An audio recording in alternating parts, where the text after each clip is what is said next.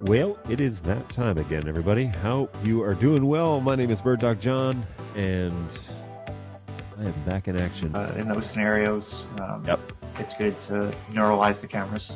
You guys know that best. Very straightforward. Plug it in, go to the web UI, link the source, walk away. You know, like super simple. I keep looking over at the chat, and I keep seeing you are full of it. Tasty, spicy meat snacks. Covered in flavor. I mean, you can't go wrong. So what's going on? We've got a handful of folks here in the chat, and I really appreciate that. What's up, mate? Hey, Warren, how are you? Appreciate it. Hey, Robbie, how's it going, man? We were just talking about you. What's going on, Tom? Ahoy. How is it going? What's going on, Go Web? Good to see you again. Thanks for hanging out with us again today. Appreciate that. I feel like I'm in this video more than anyone but John. It's true, NetApp. You are, I'm going to cut this up and put this in the next intro. The stream is indeed starting. Let's see how long this will go for. What's going on, everybody? My name is Bird Dog John. Hopefully this is making it out to you in the interwebs. We are very delayed today. Hey, that sounds all right. So we're going to go with that. You're going to have to tell me, though, in the chat when things screw up, because Comcast has failed me yet again for the third time this week. For the third time in 2 weeks. We'll give them some credit. Yesterday we were having internet issues again at the office, and I have determined that it is not my gear after lots of extensive testing. But I called them out, and they said, "Yep, their router is giving us errors. You are connected, but it's not good." So who knows what this is going to do? But they arranged to have a technician come this morning and check things out. Well, I called. The time had come and gone that the technician was supposed to be here, and lo and behold, they never scheduled somebody to come out. So nobody showed up because no one was scheduled, which was mildly frustrating, and which means that our internet is not fixed. I was hoping it would be done by the start of the show at 11, but it's not fixed. And so here we are back at the a little bit delayed here at 11:30, and hopefully we can fumble our way through it. Now, you're also going to notice that I'm unencumbered by a RE20 microphone, EV RE20 today. It is, don't worry, it's right here. It's just off camera today because I managed to order a wireless magnet adapter for my lapel microphone. And so I'm curious to know how you guys think this sounds. And I'll tell you what the rig is here in a second. But it's obviously not ideal. It's no EV RE20, excuse me, but for a lav mic, maybe it will be all right. And on camera, I have this actually mounted under my shirt, and the mount that I purchased with some gratitude to Angus, who is usually over in Edmonton, which reminds me I need to do the. Okay, cool. That still sounds okay. I've made a couple of slight modifications. But yeah, I've hidden the microphone, and I'm using a magnet mount to do that. And so I'll show you that on Amazon as well. I bought it on the last show, I think, or maybe a week ago. I can't remember. I'll look up that too. But yeah, so it is now mounted to my person, and I am microphone-less on camera, which is a little bit strange because sometimes you like to hide behind microphones. Now, NTG2 is right here. And the EV RE20 is right there. But this microphone is actually mounted between my sweater and an undershirt that I'm wearing. And so, because it's just me, that's all it is. And then it's wirelessly connected to to my computer through a secondary input, not through the Behringer preamp. So, fun stuff there. Now, I didn't even look to see what my lip sync looked like. Not too bad, eh? Not too bad. And for the internet problems that I have been having and will be having later in the show, no doubt, not too bad. So I'm okay with that. But I am watching the show on my phone, and I believe that's over the data network as well. So that's giving me a solid round trip kind of examination of what's going on. So let me know what you think in the comments. It would be very, very helpful. Let me get our fun little heat map up and running this morning. We have people already checking in, so I'm going to you guys have remembered the link. Maybe I need to create a new link so you can't check in. All right, so let's do this. Let's do this, and I'm gonna throw this over here on the big screen. And I'm just kidding. I don't need to make a new link. I have no problem with you guys checking in early. But let's throw this up on the screen real quick so that you guys can appreciate what's happening. So there you are. You guys have been checking in, and this is that QR code that I was referencing, by the way. If you scan that, you're going to be asked a quick 2-question survey about, hey, where are you from?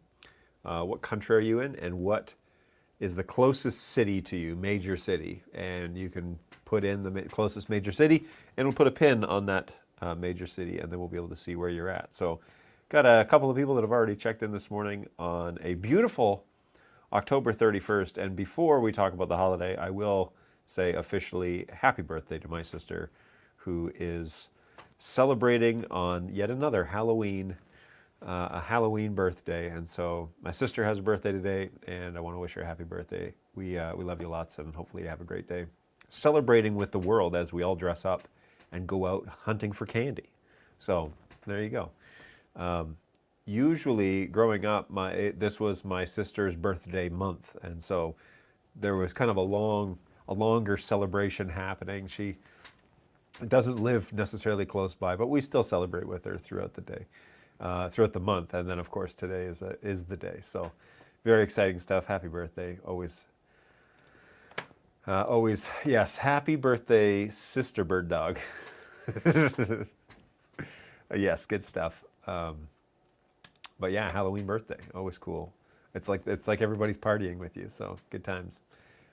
Her niece and nephew will be dressed up as dragons tonight and running around the neighborhood fetching candy in celebration for her birthday. So there you go.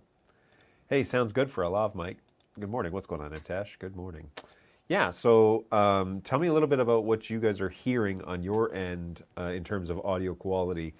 You know, the first and foremost is that you hear a lot of it's like a wider sound, right? So with the RE20, it's very directional, and it captures the way more full voice of what I would expect my voice to sound like. But, you know, in so much of, you know, a common video world is that the things that are like 200 or 300 hertz and below are basically lost data, and then things that are above 5,000 hertz are also typically lost. So the RE20 helps us with that, especially if you're wearing headphones, over the ear headphones while watching the show. You would probably get the full value on YouTube of as best we can do with minimal compression.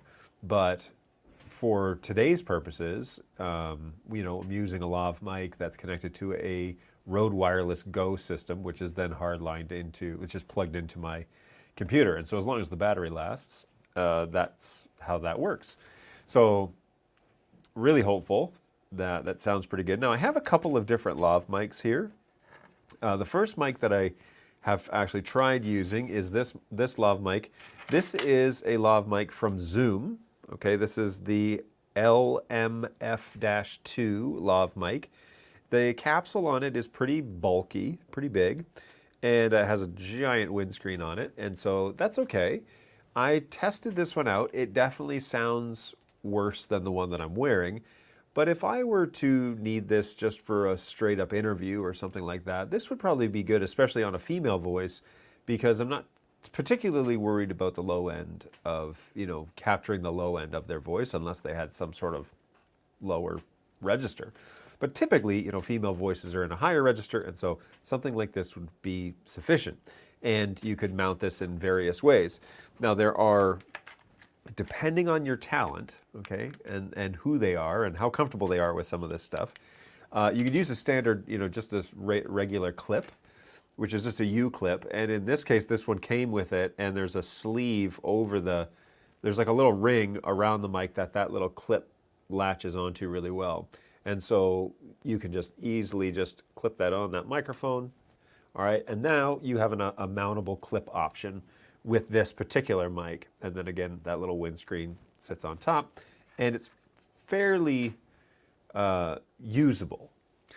What it doesn't do well is concealment. So this, first of all, is really bulky for a lav mic. It's actually quite big. It's probably half the size of my index finger, and that's actually a pretty big capsule to be using when you're trying to mount it on somebody. And so in this scenario with this type of microphone, you're probably going to want to do something that's more hidden. So underneath, the buttons, the button flaps on a shirt, you could mount it on the back side of that and then put a, some sort of rustling eliminator on that. And we'll talk about that in a second. But a lot of people just like mounting them outside, on the shirt. I don't mind that so much, other than the fact that it's pretty obvious that there's a microphone, and so then they run it through the shirt, and then there's a wire, and you can see all that, and it's hard to look past the technology. You want it to kind of be hidden, which is kind of the way that I really enjoy this design, because the way that I have this mounted is with a magnet mount, and I'll bring up that website so that we can all kind of take a quick look at that.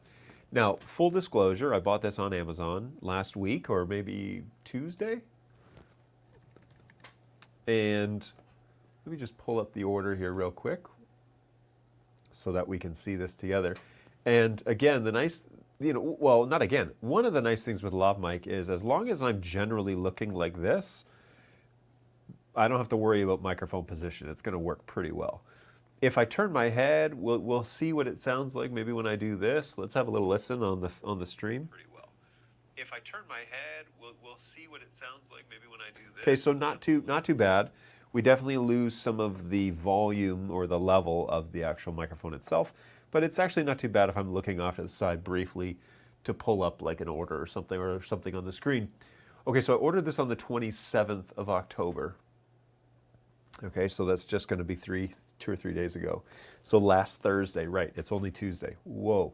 All right, so it's only Tuesday. So I ordered this on Thursday. It arrived on the Friday, maybe the Monday. Anyways, don't know. And now my internet's gone. So I'm not going to be able to pull up this website. This is it's a magnetic holder for lavalier mic. Okay, there it is. There it is. Okay, internet started working again.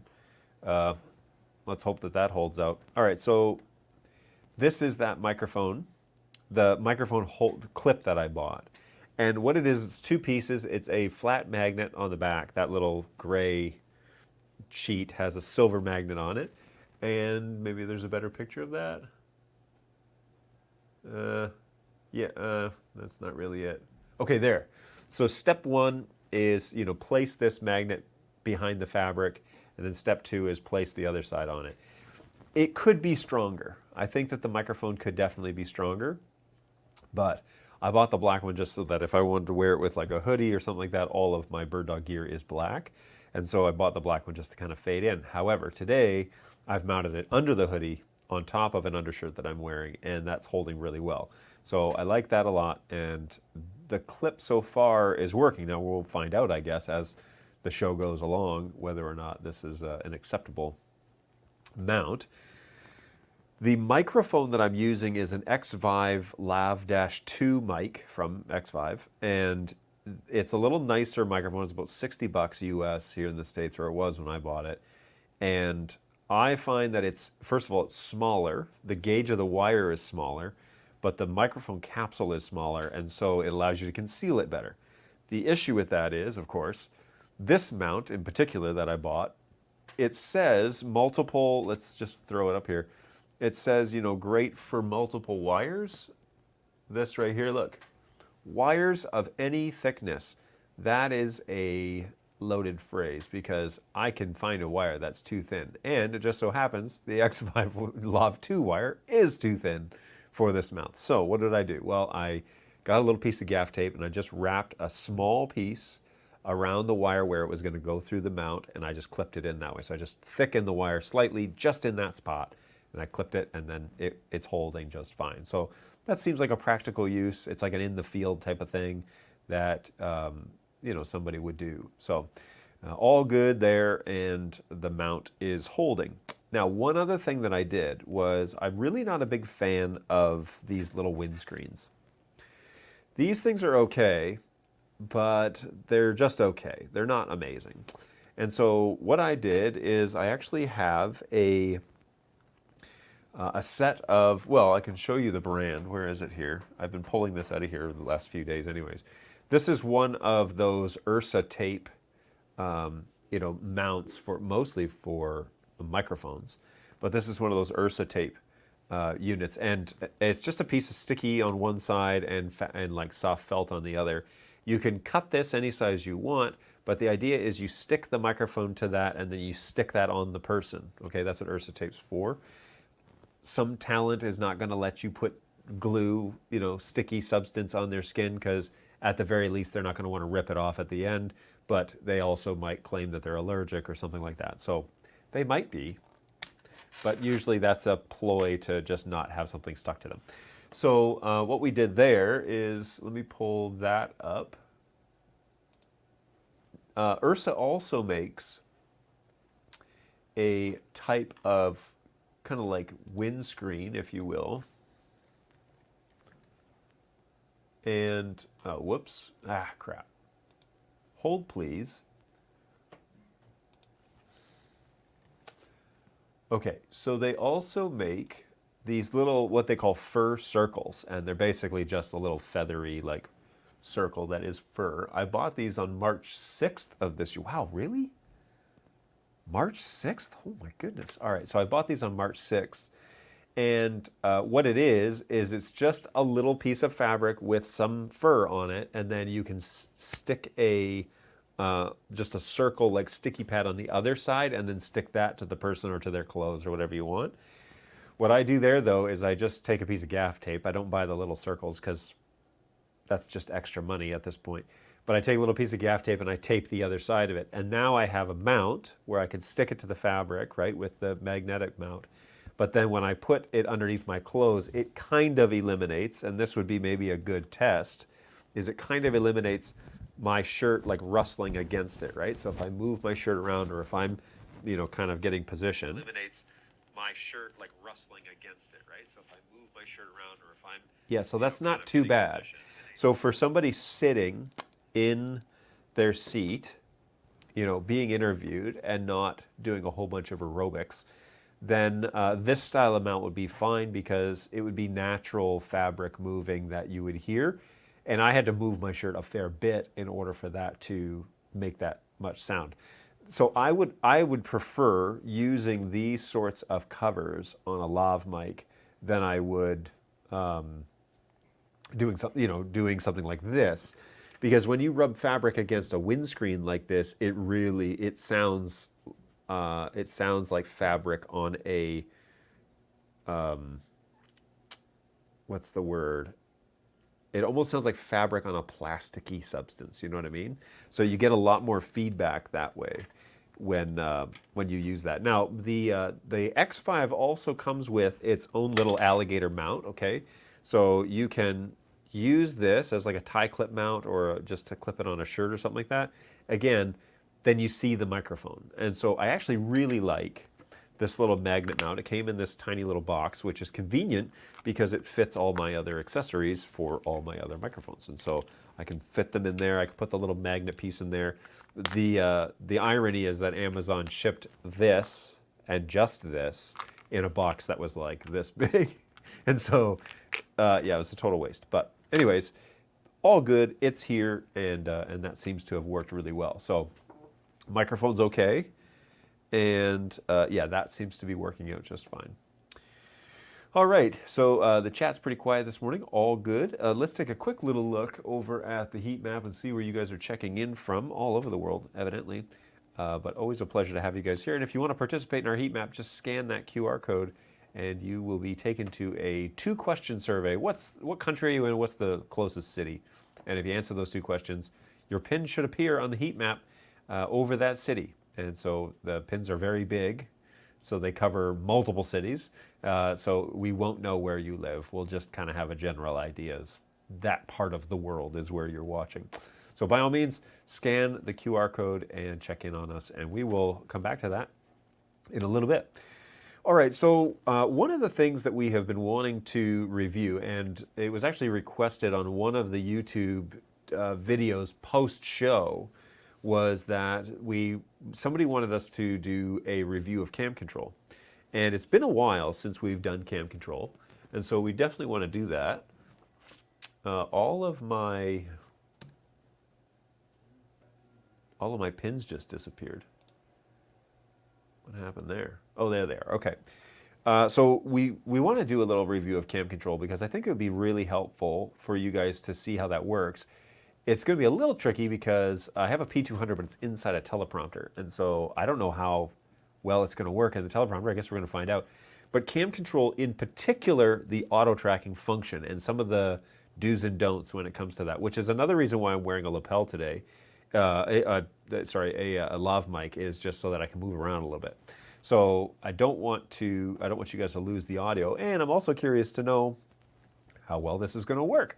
So this is an experiment, and hopefully the internet is going to hold out so that we can watch this together in real time. So let's get ready to open CamControl, and I'm going to launch that.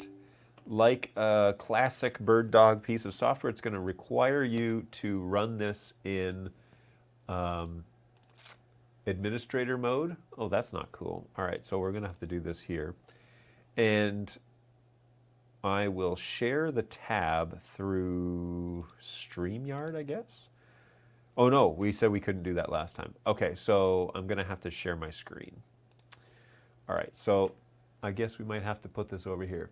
Now, one of the things about this program is that it doesn't do screen sizes that are not 1080 very well. And we're working on fixing that. It's just a scaling issue that we have going on, but it doesn't work amazingly well when it comes to actually scaling to a different resolution. And so if you're running a 4K screen or you're running a 720, which is actually what this screen is that we're going to use here today, it's not going to look right. But CamControl actually gives you the option to control 4. If you're running a 1080 screen, it gives you the option to control 4 and 4 cameras, and it gives you kind of all of the bells and whistles. So I know my picture is over top here, but it's the same as this other one. So I'm going to use this one here. And we're going to select the 200 camera that's here on the screen. And you'll notice, well, let's back this up here. Let's back this up because I want to be sure that I get this kind of full quality. So let me try this real quick.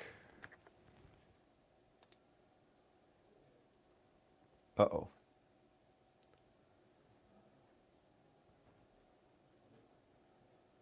Give me a second here. Hopefully this thing did not crash on me. Is it still sending? Okay. All right, now I got to check StreamYard. All right, so it does look like we're still sending. Okay, I hit the record button and everything freaked out. All right, so let's try this one more time. Okay, so you'll notice in CamControl, when you launch it at first, if you're not running a 1080p screen, it's going to look a little bit wonky. And in this case, this is a 720, just because I want it bigger so you guys can see the content on the screen when I share it. And so in this instance, it's not going to look right. But if you're running a 1080 screen, then it definitely will scale correctly, and you'll have options for 4 cameras. If you're running a 4K screen, it will also not look right. And so we're working on scaling, but this is one of the limitations that we have out of the gates. All right, so inside CamControl, we're going to use this box because I know I'm covered up here in the first one. I'm going to select my actual P200 camera, and that's this one here that you're watching right on the screen. It's an A2, A3. It's an oldie but a goodie.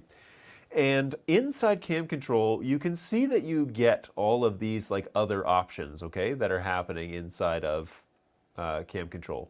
And so one of the scaling problems that you're going to run into if you're running on 720 is that you can't get all the way down to all the options at the bottom. So white balance is here right at the bottom, exposure. And if you open these up, then you can scroll down, okay?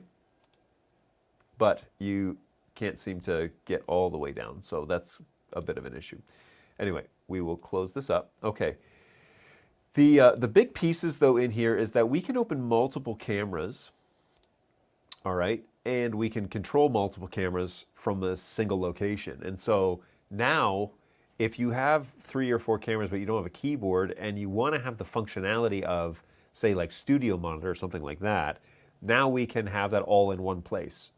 And there is a feature request in already. I don't know if they're going to be able to do it, but feature request is that, like, if you open each of these cameras, whoops, that changed.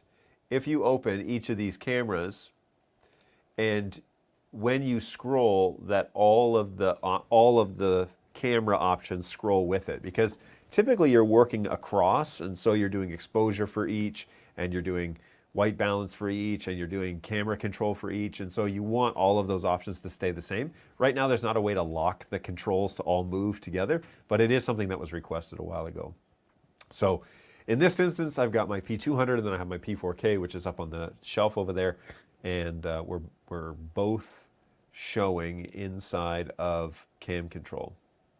Okay, you can steer the cameras around from here. So if you, it's just like Studio Monitor, okay?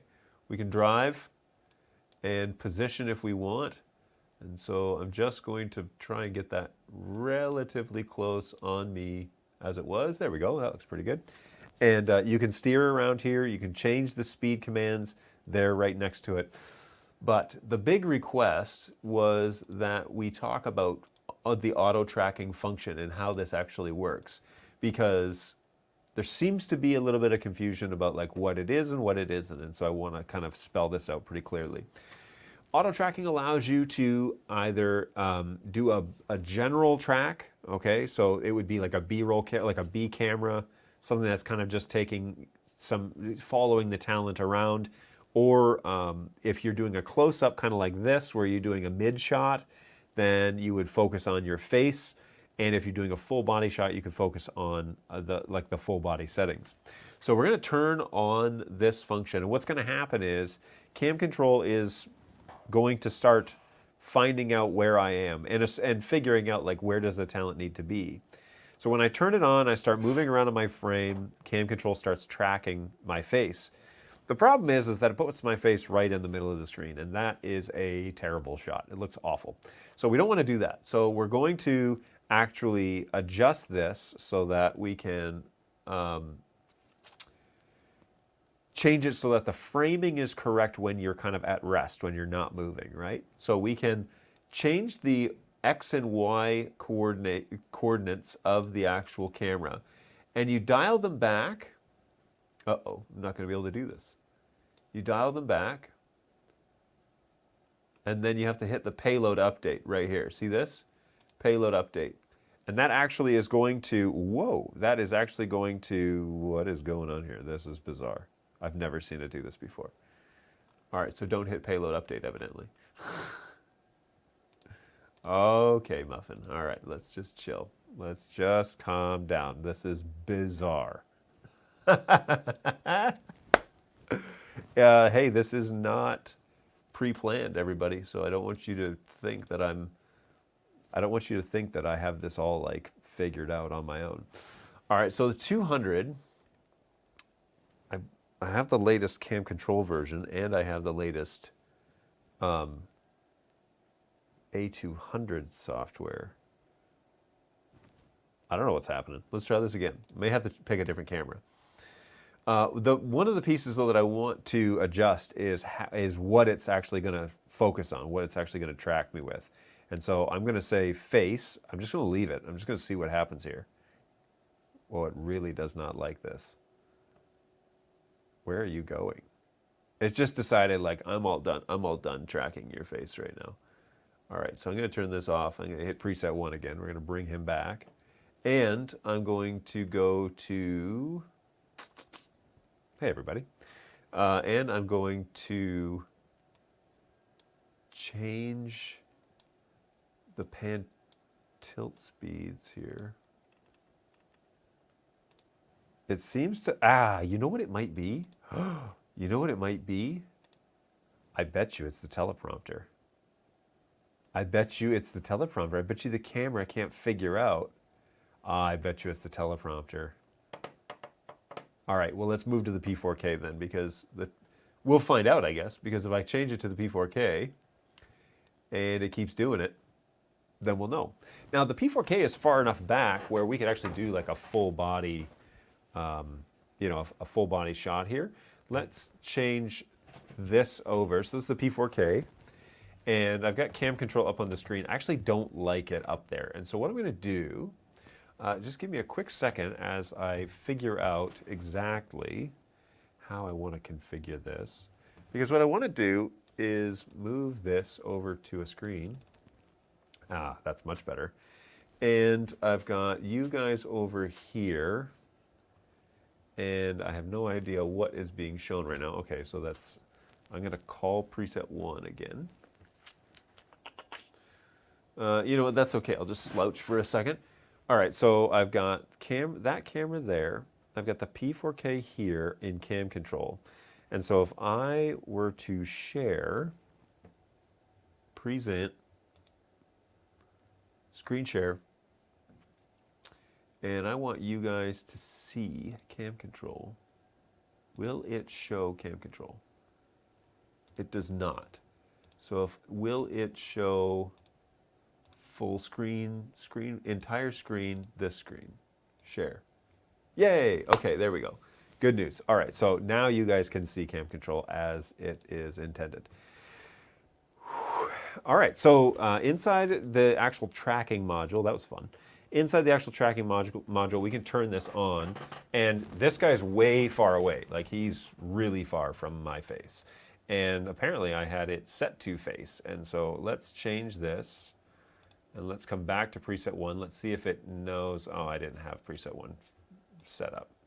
Oh, there's my map of Toronto. Okay, so let's navigate around the room and see if it will catch on to me. Wow, this is bizarre, man. Where are you going? This is absolutely bizarre. All right, so let's try something different here. Let's go to, yeah, we're gonna telly in here, get a nice like up close shot so that it's just me in the frame and it knows what to track. Let's try that. Let's see if it likes that at all. Okay, it kind of likes that. Now, the XY coordinates are still changed. I'm going to change this to face, see if that makes any difference. Not particularly, eh?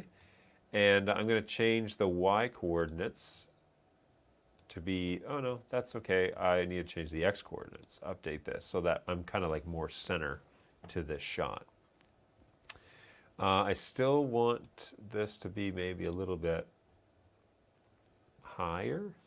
And I have noticed that when, there we go.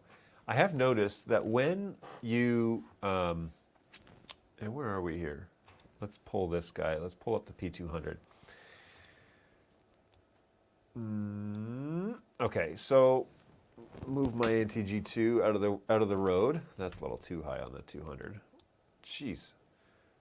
Let's slow it down a bit. All right.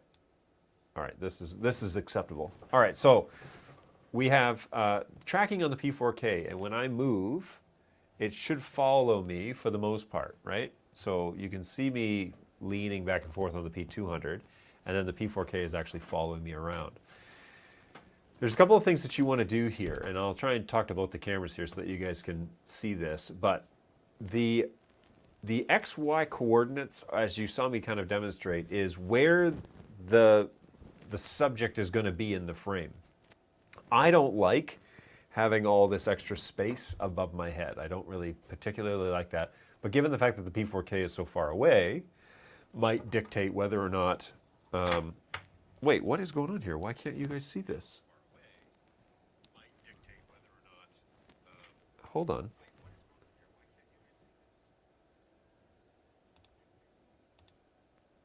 It shows it on my screen. Give me a second.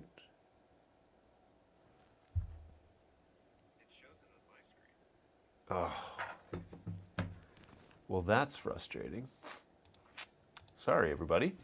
All right, let's try it this way, I guess. Let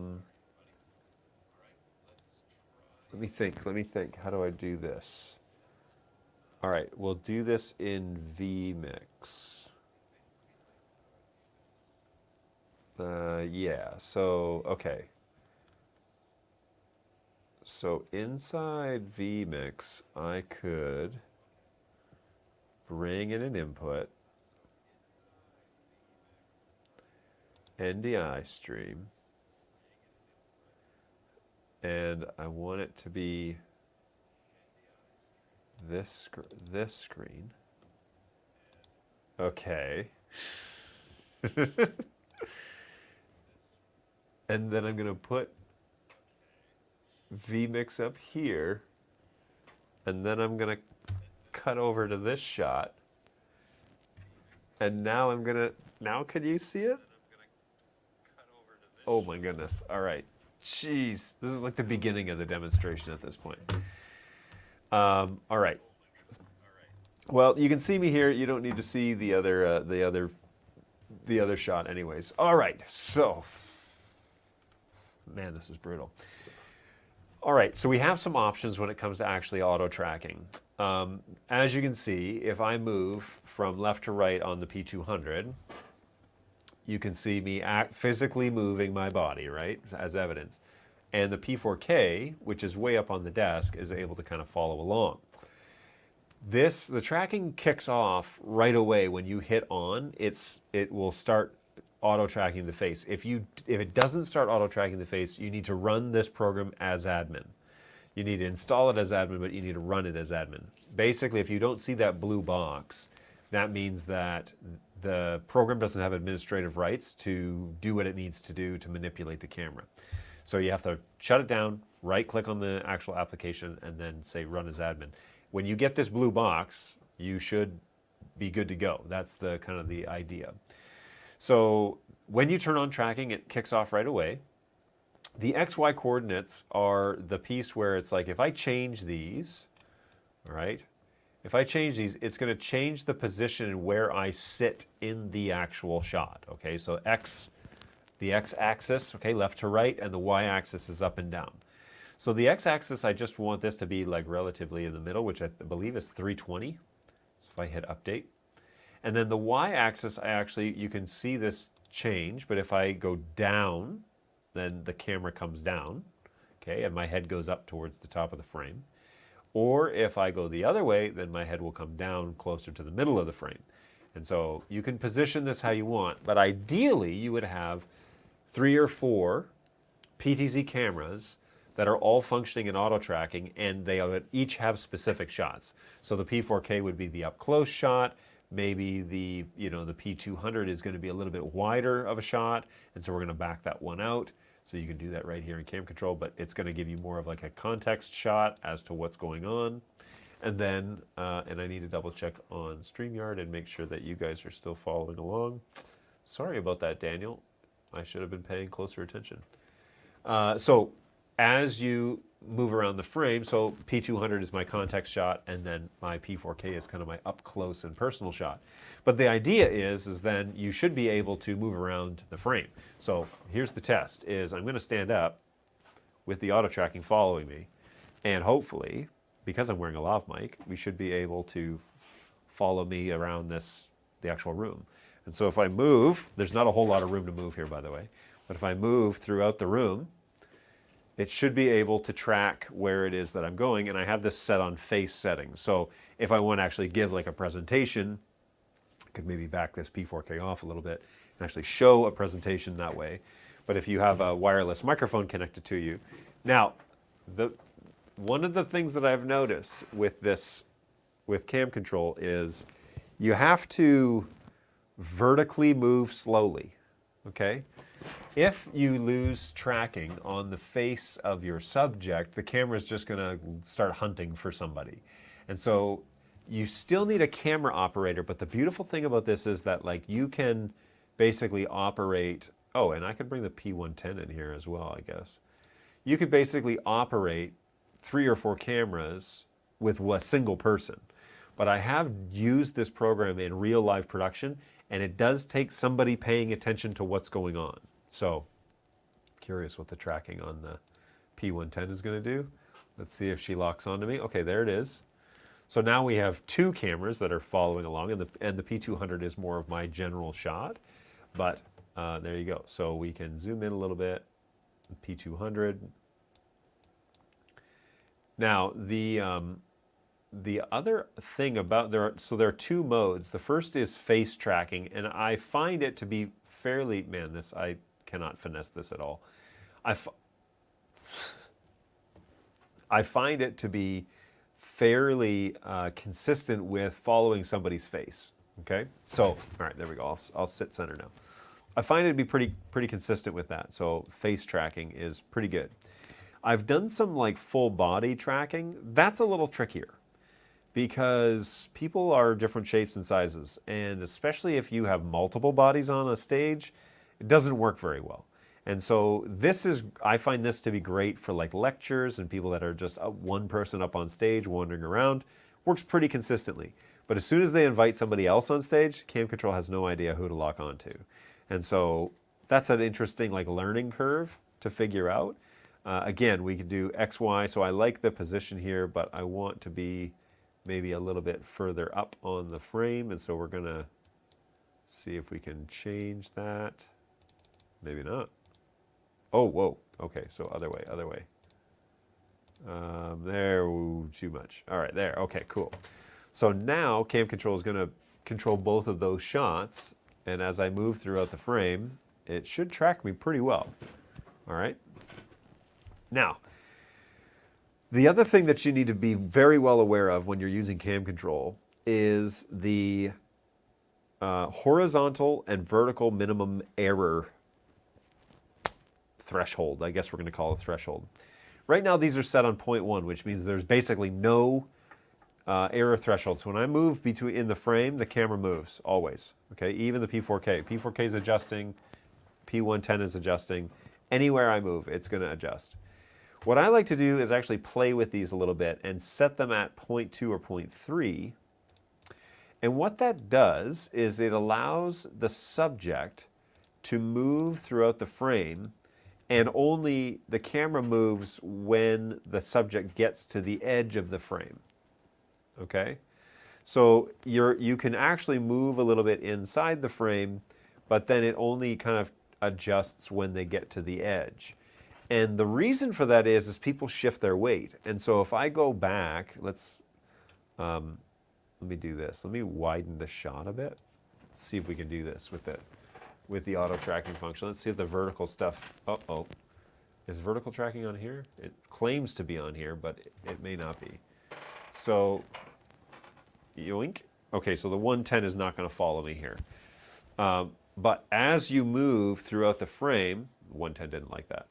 As you move, I hit kind of like a threshold, which is like the 1/3 of the actual frame, right? So when I get over here, then it moves.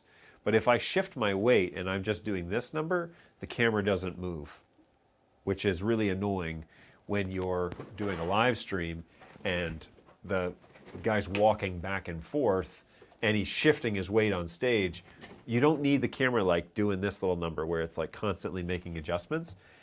It's better to give it some kind of like room for, it's actually, you know what, CamControl may not like that big bright screen right behind my face.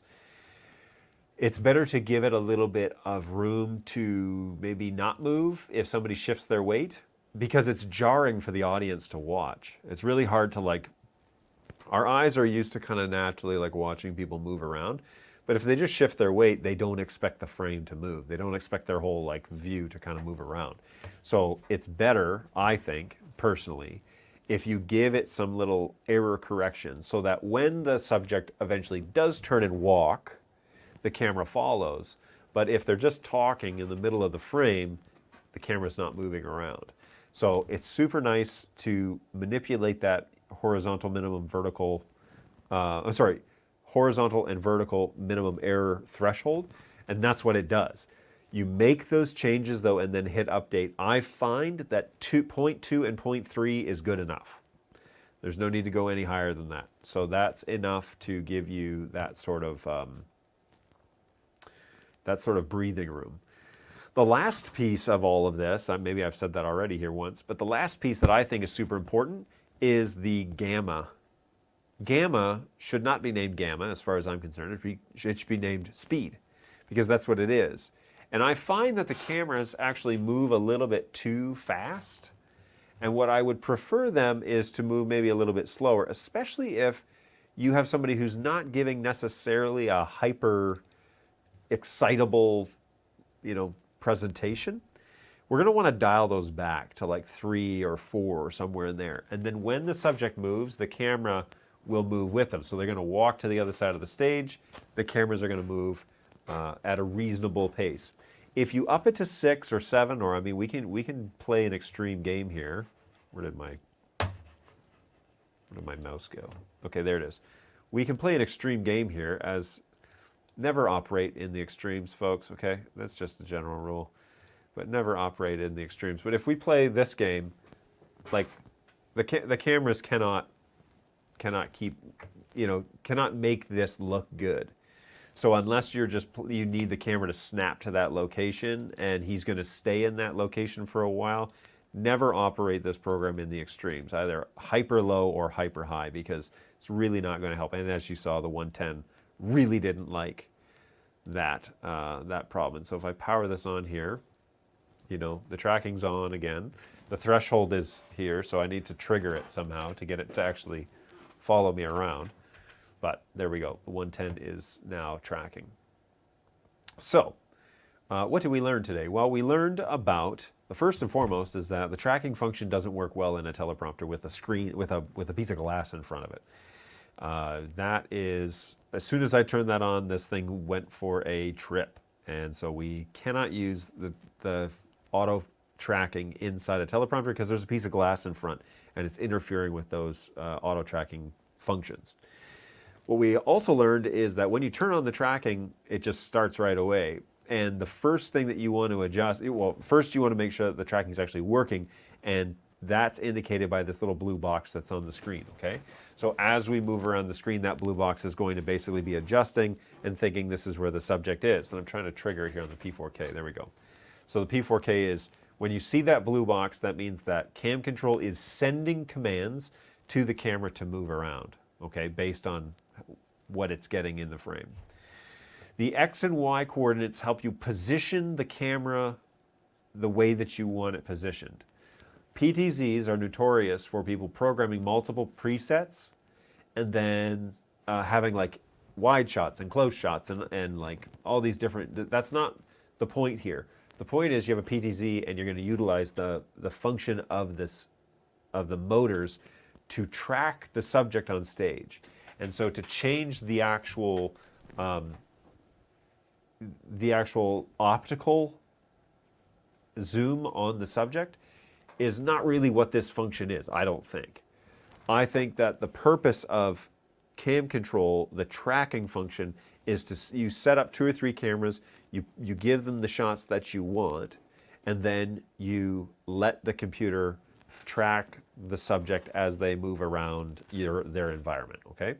So that's how I think that this is supposed to be, which means that like your P110, again, you can have full body shot on this, and as I move around, it should track me in that frame. I have the P200, which is my regular camera shot. I have a P4K, which is way far away. Typically, it wouldn't be this shot, probably. We would probably do something closer like, let's try this perhaps. Yeah. Now, it doesn't help that I have a teleprompter. Okay, see you later, everybody. It doesn't help that I have a teleprompter in the way because, oh, nuts, and I didn't mean to do that. Because it cuts off part of my person, right? And so we're going to back this out, get this back over here. So this isn't a great ideal situation for demonstrating tracking, other than if I were to do something like this, and then, where are you going? Stop that, stop that, stop that. And I were to, okay, so sit up or stand up and then walk around, she'd probably track me a whole lot better. And so let's try that. Let's do this. And then I'm going to stand. Let's see if the P110 can handle this. So now I'm in the actual shot. It really doesn't like that. It keeps like almost like defaulting to something. Let's kill this. Actually, the P4K is still going. Yeah, it's been given a command for some reason, and it's interpreting it wrong. So you wouldn't necessarily, there's my dirty desk, you wouldn't necessarily have all this crap in front of your subject either, you know? Like here I am, tracking is on. Let's do this. I want to just get to this thing. But every time I hit update, let's say no and no to vertical tracking. Where are you going? All right, let's turn vertical track back on. And then let's see if it'll follow me now. All right, so we actually are locked on. The 110 didn't like it, but this is terribly positioned. But the idea is that I can move around and it should follow me, which it's not. It's totally lost. All right, well, that's fun. Well, that's not working in this for some reason. I'm gonna have a chat with the engineers about that because that's no good. All right, so there are two. The piece that I didn't actually get to talk to you about is the actual body track. Now, I find the face tracking a lot better than the full body track, and maybe that was me saying that right there, because when you have it on face track, it tends to know a whole lot better what counts as a face on the camera shot. If I change this vertical, does it go back? It doesn't seem to like the vertical adjustment on the P110 either. So, but I think the face tracking is probably the best feature in the actual tracking mode for this camera, for this program, CamControl, for all of the cameras, because it seems to be the most consistent when you actually get it set to face and then you get a tight shot on somebody. Again, I will attempt to do this. You get a tight shot on somebody, then it tends to follow their faces pretty well. And so we're going to do telly, and then I'm going to move around the frame a little bit. There we go. Like, recognize my face for a second, and then it takes off. Something's up. Okay, so the X and Y coordinates are where you're going to position your subject inside the frame and tell CamControl this is what the shot needs to look like. All right, keep this shot. And then your tracking type, again, you can pick body or face.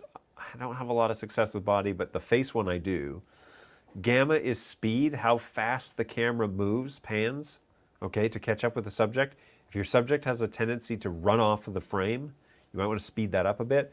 And you're going to want to change the error correction threshold so that it's a little tighter. So in this instance, if you had a subject that was running off of frame, you might set it to 0.2, because then when they get to the edge of when they get a little bit outside of center, then it will pick up and start moving. Whereas 3, it's like 1/3 of the, if you were to do the 3x3 grid, it would be that threshold. This is like if you're doing. This would be like if you're doing a 4x4 grid, and you pass the middle threshold. That's what that would. That's kind of like how I see this. And then the only other piece is the gamma, which is the speed, and that is the item where, like, how fast do you want the camera to move when the subject hits that threshold, right? Do you want it to race off or not? And one of the things I noticed is that there's a ramp up. When this originally launched, CamControl didn't know how to do ramp up, and now the engineers have integrated that. So they're able to, so when you move to the sides, notice how it doesn't like hard stop. Okay, some cameras can't do that, but we actually have like a ramp up and a ramp down. So it's not like, visually jarring to have the tracking follow, because it almost mimics like a human, where you would slow down into the frame again. And so CamControl does that pretty well for a computerized program, especially one that's free and that you can just integrate with all of your cameras. Now, be sure that your cameras are running the latest versions of the firmware, and then CamControl, the latest version of CamControl, in order for all this stuff to work. All right. Well, I hope that that is somewhat helpful. You've seen it kind of fall apart here, and I love finding stuff out like that, actually. I know it sounds weird, but I love being able to find out, you know, what's working and what's not, because when you watch shows that are salesy, see if you agree with this. When you watch stuff that is like marketing driven or salesy, it feels very inauthentic, right? Like it feels manufactured. And I don't want to do that on this show. I want to actually show you me like struggling with it just like you would struggle with it, and then where my brain goes to try and fix it. And for the most part, again, the P4K is not in a great spot as my main camera, and the P200 is behind a teleprompter, so I can't use it in this instance. So if it were up to me, I'd take that P4K and I move it to the center of my room on a tripod, and probably, you know, probably at like the lens at chin level so that it was looking directly at me. And then I would turn on auto tracking, and then I could stand up and back it off a bit, and it could follow me back and forth. But just the way that it's in a bright window, it is up way, way, way too far away. It's behind the teleprompter, so it's cutting off most of my body.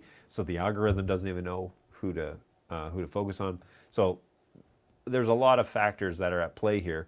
If I were on a proper stage and doing this, I'd probably get some better results. But the subject does need to be lit correctly, all right? So before you go and you download CamControl, you're going to think, great, I have 4 cameras, I don't need a cameraman anymore. You need to make sure that you have a properly lit, the cameras still need to see the subject clearly, which usually means at least 3-point lighting, proper 3-point lighting. So fill light, key light, hair light, okay? Be sure that you have those elements in play. All right, hopefully you found that helpful. Let's see if there are any questions in the chat. Support question. So one of our P200s moves so slowly between presets. I mean, so slowly. I went into the web UI to see if there was a setting causing this, but there's nothing. What are your thoughts? So there is a preset speed for the P200. Let me pull mine up. Depending on what preset recall you have selected, the latest firmware for P200, oh, that's weird, it is not pulling up the P200. Let me try and do it from here. Whoa, there we go. Okay. So we're going to log into the web UI, and I'm not showing this, but I guess I could. So let's go back over here. Inside the web UI, we can go to AV Setup. Now, depending on how you are recalling presets, there's going to be a couple of ways that you do this. The first is, sorry, I'm going to set this up so I can also see what it is that we're doing here. So the first is when you have the presets set to PTZ only, there is an actual preset speed slider. But if you're recalling camera preset speeds, okay, then you need to change those under camera control, which are these speeds, all right? I know it's confusing, but the camera control recalls are here on the camera control screen, okay? So the camera preset recalls are under camera controls. If you're doing PTZ recalls only, you set that speed here, all right?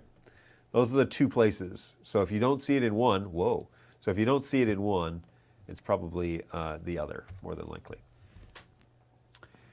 Okay, now let me try and put all of this back because everything's backwards right now.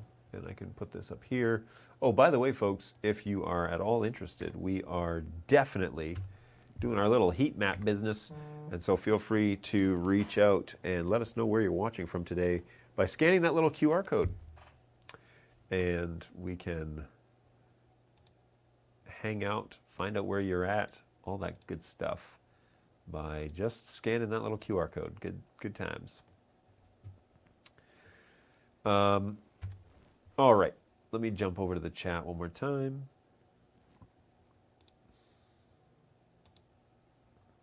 And I want this back over here, I guess. Yeah. All right.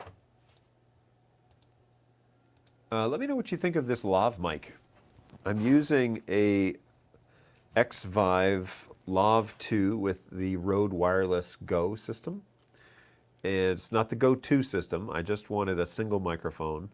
And so this is just the Rode Wireless Go 1, Gen 1.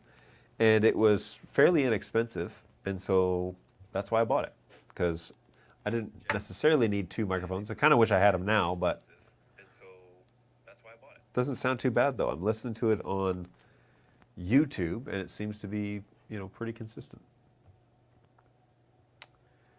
Hey, you should follow up on that idea to make a demo set with all the cameras that are side by side. That's a good idea, NetAb. I might just do that. Hey, can you explain the update available for BirdDog cameras? I find it confusing as the differences of the files are not explained anywhere on the website.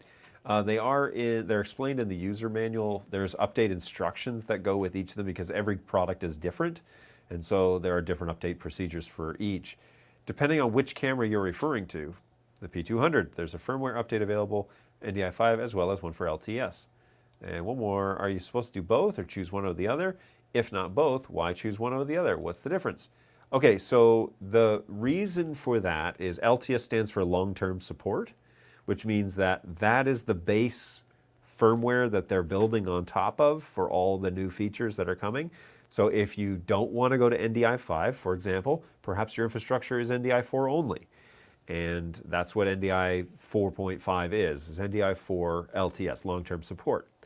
If you want to go to NDI5 and get the new feature sets that are involved in NDI5, you can go to NDI5. It would be advisable to get you to NDI 4.5 LTS first. Anyways, I don't believe it's a requirement unless you're coming from like 3.5 or something, 3.4. That's ancient firmware. So if you're still way back there, you definitely need to go to LTS first and then go up to NDI5.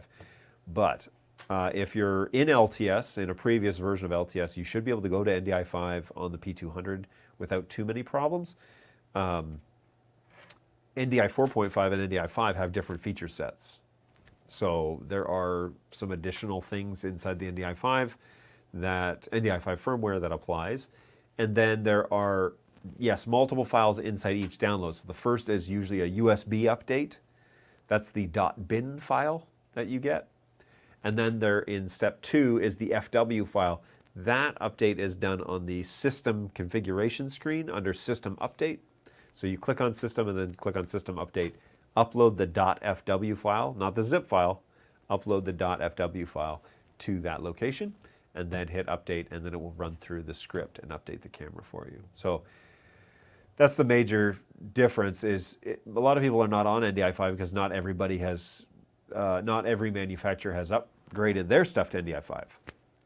So it's all NDI4 compatible. So we leave both up there in case you're still stuck in NDI4 because you have a Wirecast or you have a vMix machine that's back and not updatable, or you have a, I don't know, the rest of your NDI cameras, if they're other manufacturers, they're all in NDI4. You want them to be all talking the same protocol. So NDI 4.5 LTS is the NDI4 long-term support. And that is the baseline for all of our cameras. And then NDI5 is kind of the next versions of the firmwares, which include a few more features and that sort of thing. Does the OSD settings the same for those speeds? I find they have different values.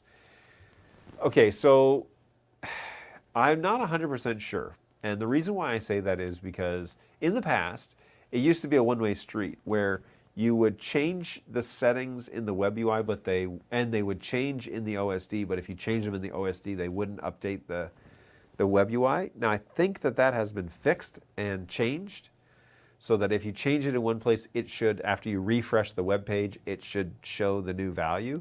I believe it's a two-way street because we've made that arrangement with Boland, but it may be that it's on some camera, on some firmware, on some baseboard version, that it's still a one-way street. And so potentially that could be different. But usually the OSD settings are the ones now that we're trying to manipulate, especially when it comes to coloration. And so when we're changing exposure, white balance, all that stuff, that's supposed to be, when you make a change on the web UI, it's supposed to show that on the OSD. If you change it in the OSD, you have to refresh the web page because it's a cached web page All right, it won't auto update. It's not a live thing. That's not what's going on. This isn't live feedback. You have to refresh the web page in order to show the change that you've made. So if you're finding that, then potentially, I don't know what firmware you're on, what baseboard you're on, but typically that's what's going on is the two boards, there are literally two boards inside the system, and they're not updating each other. And so they need to be refreshed or told, hey, reference that again to find out what the current value is. To be honest, guys, this show has gone on a lot longer than I thought it was going to. You know, we're having internet problems. We've got a guy coming out from Comcast this afternoon, evidently, to service the modem that is giving us issues. But we haven't had too many drops, which is a little strange. So hopefully that gets cleared up this afternoon and we can get back to the regular scheduled programs. One more time, folks, I'm just going to cut over here one more time to our beautiful little heat map, and I hope that you have had a chance to put a pin. But if you haven't, scan that QR code and let me know where you hail from.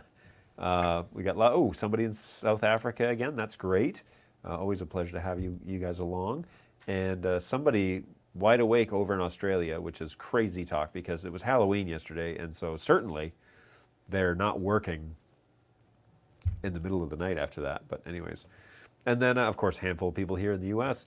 and our friends over in Europe. So always cool to have you guys along for the ride. Thank you so much for joining us today and following along as I fumble through CamControl, which is definitely what I was doing today. Also trying a little different microphone arrangement where we're using a Rode Wireless Go transmitter receiver with an X-Vive Lav 2 microphone with a little fur cover from Ursa, what is it called? Ursa tape, little cover for that stuck on there, and then I'm using a magnet mount for that I bought from Amazon, which has been working out really well. So it's a little silicone mount that you clip your lapel into, and then you stick it to your clothes with a magnet on one side and on the other. You just mash it together. And I've mounted these under my sweater, so you can't even see my microphone, which is great. There's still an NTG2 here, and there's still the RE20 sitting here as well. So don't worry, everybody. We're not veering too far from the path. All right, so yeah, that's all good. Glad that you guys have been able to come along for the ride. Now, it is coming up on 1 o'clock, and so we do need to probably wrap it up here, although we've only been live for an hour, so it feels like a short show. But we definitely need to get going with things because I've got things going on this afternoon. So hopefully today has found you well. Happy Halloween, if that's something that you celebrate. I'm looking forward to going out with the kids tonight and collecting candy. We're dressing up as dragons, and so that should be fun. Maybe I'll try and get my wife to take a picture so we can show you guys on Thursday what we were up to. It's supposed to snow here today, and so everybody hang tight because winter is coming. But Halloween first, and then November 1st will be tomorrow. And our first show, in November will be on the 2nd from 11 to 12, right here at birddogjohn.tv, barring any sort of internet problems. We try and go for at least an hour and do something educational or something fun, and or just sit around and chat about things that are going on in the NDI world. So always a blast to have you guys along. Thank you so much. If you have a question between now and Thursday at 11 o'clock, feel free to reach out to my guys over at help@birddog.tv. I've got 3 agents who do a great job. You'll probably get a hold of either Clay, Jessica, or Christian, and all 3 of them do a great job. They can try and help you as best they can, get you kind of sorted out with whatever question you have, or you can save your question. You can bring it back here on Thursday at 11 o'clock, and I can answer for you on the stream. So also an option to do that, to get your answers, I should say. Final thing is, if you wouldn't mind, please head on over to birddogjohn.tv and subscribe to that show. Somebody has been subscribing to that show because it has gained like 20 or 30 subscribers in the past couple of weeks, which is really cool. So if you are one of those people, thank you very much. That is much appreciated. Always fun to show the bosses that the channel is growing and that people are paying attention. So looking forward to having more interactions with you. Please, please, please come by the show. Go to birddogjohn.tv. Hit that subscribe button. If you want notifications from YouTube that I'm going live, by all means, there's a way to do that, but it's helpful to get a following so that, you know, if there are questions that you might have, there's an easy place twice a week for you to ask and get all that stuff out. So hopefully that this has all been helpful for you, and I think that's all the stuff that I need to wrap up. So have a great end to the month of October. It came and went quickly, as it normally does. This whole year has gone so fast. But have a great end of the month, and we will see you in the new month in just a couple of days at 11 o'clock Eastern Time right here on birddogjohn.tv. Take care of yourselves. Take care of each other. We'll see you in a couple of days. Bye, guys.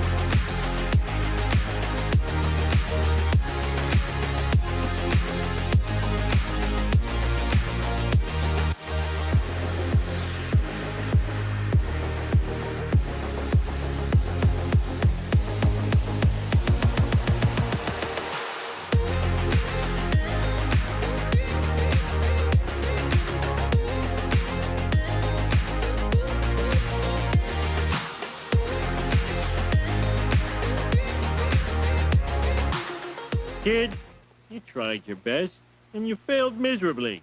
The lesson is, never try.